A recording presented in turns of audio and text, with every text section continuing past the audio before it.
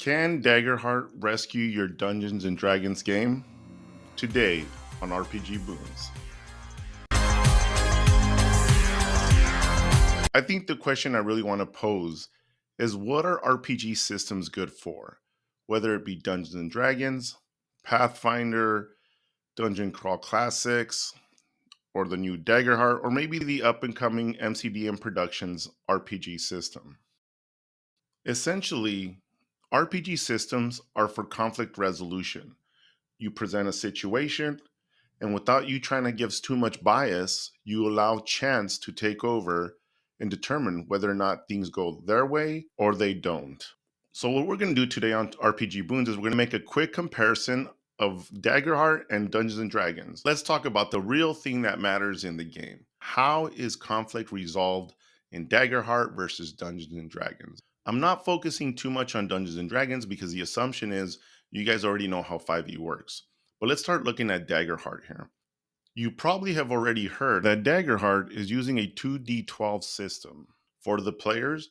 Meanwhile, the GM still has to roll a 1d20. What does this tell you immediately about the game? That the odds are favored towards the players. Players can roll up to a 24, where the DM can roll up to just a 20 with their standard rolling dice. Now, when it comes to how hard something is to complete, they both have target numbers. In the case of Dungeons and Dragons, it's armor class or difficulty class. In Daggerheart, they're calling it difficulty class for just about everything against the monsters or what the players have to do. However, the heroes have an evasion score, which works very similar to armor class, but only the heroes have an evasion score. All monsters or all the DMs or all the GM's monsters have a DC score associated with them. And they also have the same difficulty types: easy, medium, hard, very hard, and impossible, or whatever it is, extremely impossible. And then on top of those rolls, you can get certain types of bonuses in both games, right? In Dungeons and Dragons, you have the ability scores that provide those bonuses, you have proficiencies, and then in certain circumstances, you have advantages and disadvantages. Remember rolling those two dice. And then there's also buffs, right? There's bards that can give you inspiration, clerics that can give you guidance, things like that. In Daggerheart, they have very similar things. They're calling them traits, they're calling them experiences. Experiences is a very broad word for the types of things that you know, but you get bonuses with that.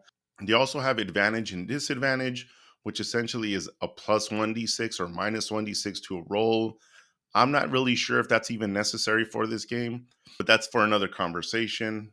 You also have buffs. There's assisting, there's cooperation, there's players, there's other heroes that can provide you bonuses to your rolls as well.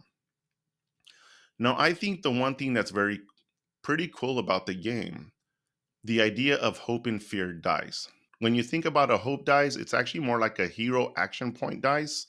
And when you think about the fear dice, it's more like a GM action point die. Okay. The idea being is you use these 2d12s to target a number, right? It's just like Dungeons and Dragons. We're going to put a DC 15 on that. And depending on what you roll the highest on, either the hope die or the fear die, AKA the hero die or the GM die, depending on which die was highest, you get an added benefit to that. So in the top example, we're looking at a 7 and a 12. That's a 19, but you rolled with fear. That means that the GM gets a point or a GM point that he can use. And on top of that, your turn ends. If you get a 7 and a 10, and your hope die was a 10, and you still get a 17, right? So you defeat that DC 15, but now you get a hope point, right? So you get a hero action point, and you can continue to do actions if you feel like you want to. Then there's the critical success, which works just like Dungeons and Dragons, where you're going to max out all your damage for that attack. Now, the interesting thing about this is the hope and fear dice. Dungeons and Dragons already has a very similar mechanism, and that's inspiration. The problem with inspiration is it's really dependent on the DM to decide who he's going to give inspiration to. You role played really well. You were key to the adventure, and so you get an inspiration point. You don't get an inspiration point. But what this does here in Daggerheart is essentially they leave it up to the dice to decide who's going to get the action points. Awesome. That means the DM doesn't have to play favorites or the GM rather doesn't have to play favorites, and you don't have to feel like the GM is playing favorites. It's really up to the dice and what you roll that determines whether or not you're going to get action points. Now, the only thing I see about this being a negative is that if you're before you reach any really hard encounter, you're going to have players left and right you know, wanting to make die rolls just to hopefully get some type of action points. But of course, by doing that, you actually can potentially give the GM action points themselves that they can later use.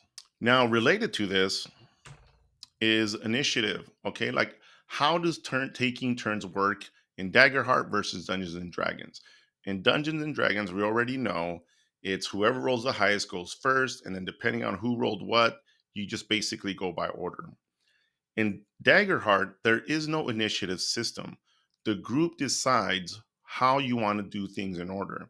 Now, again, I still think that this is playing a little bit to the heroes. Not only are they rolling 2d12 to get a high 24 die roll when they're doing that, but on top of that, now you get to decide which heroes get to go first, really benefiting the heroes more than the DM or the GM.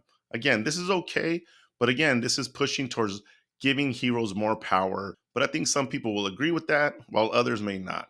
Remember, old school versus new school. If you haven't seen the video, go check it out.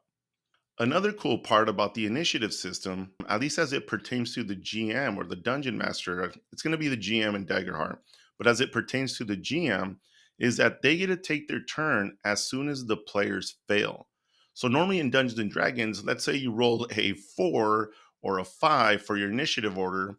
Well, what happens is all these heroes can wipe out your villain immediately within seconds, right? How many times have you heard a group of heroes knocks out that big bad, the BBEG, really quick? Well, now, as soon as that first hero makes a fear roll or fails a die roll, GM gets to take their turn. And on top of that, they can themselves also execute different types of maneuvers using those GM points that they gained either from fear your players may have given them throughout the rolling process. So I think this is really cool. It really mixes it up. It adds a lot more dynamics to the gameplay. And as you're doing these roles, you can build up these action points for your heroes, but also, unfortunately, for the GM. I think I'm going to stop there. I'm going to release a longer video that goes a little bit more into detail about all these different things for Daggerheart, if you want a little more in depth in terms of what I think is going on with the game. So I think this brings us back to the original question. What are game mechanics good for? If you think getting into a new gaming system is going to save your D&D game by making it better, chances are no. Everything about a D&D group or a D&D game, how successful it is, how much fun you're having, really has to do with the group that you're in. And it depends on two factors. How mature is the group, and how much are you willing to cooperate with each other to have a really, really good game? I recommend that you go look at that one shot by Matt Mercer and Critical Role. As you're watching them play using Daggerheart, you're not going to be able to tell the difference between them using mechanics for Dungeons and Dragons or their Daggerheart. Why? Because they're a fantastic group. They know how to play the rules. Everybody's involved. Everybody buys into the game. Everybody respects Matt. Matt knows his stuff. And so therefore you can clearly see that the mechanics don't really matter that much. It's really about the group. The emergence of all these different games such as Daggerheart, MCDM's RPG, Knave, Shadow Dark, why these are becoming so successful is because of all the scandal with WotC. We as GMs and DMs know the situation, and it's going to be easy for us to push new types of systems on our players, especially letting them know that these systems are just as good as Dungeons and Dragons, and in many cases better. Whether Daggerheart will be better than Dungeons and Dragons, I think really depends on third party content creators and how engaged Daggerheart will be with its community and how much resources they will provide for their players. And that just remains to be seen. D&D is a big machine. They have all this stuff out there. There's tons of people creating content for them. So we'll just have to wait and see. My name is Don Franco 3, the Busy Person's GM.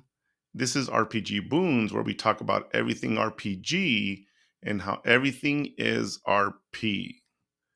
Please hit the subscribe button, hit the notification bell, leave comments if you want to talk about some D&D or any other RPG, and I'll see you next time.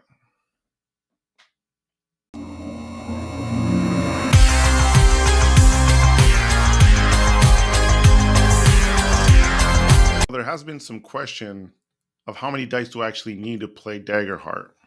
And people are a little bit, maybe some people are worried about it. Maybe it's just me.